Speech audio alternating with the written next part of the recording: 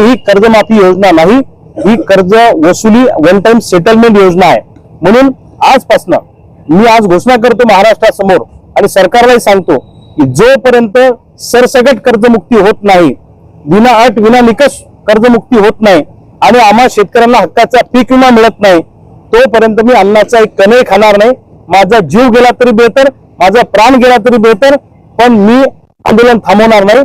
माझ्या डोक्यात एकच आहे की महाराष्ट्रातला शेतकरी सरसकट कर्जमुक्त झाला पाहिजे, अशी आम्हा सगळ्या शेतकऱ्यांची मागणी आहे। मी महाराष्ट्रातल्या तमाम शेतकऱ्यांना आवाहन करतो की मी बुलढाण्यामध्ये माझ्या निवासस्थानासमोर आजपासून अन्नत्याग आंदोलनाला सुरुवात केलेली आहे। अनेक दिवसापासून आम्ही सगळे कार्यकर्ते रस्त्यावर उतरून आंदोलन करतोय, पण सरकारवर त्याचा परिणाम होत नाही। पण आता जे आंदोलन आजपासून सुरू झालं ते भूतोने भविष्यात अशा पद्धतीचं आंदोलन असणार आहे।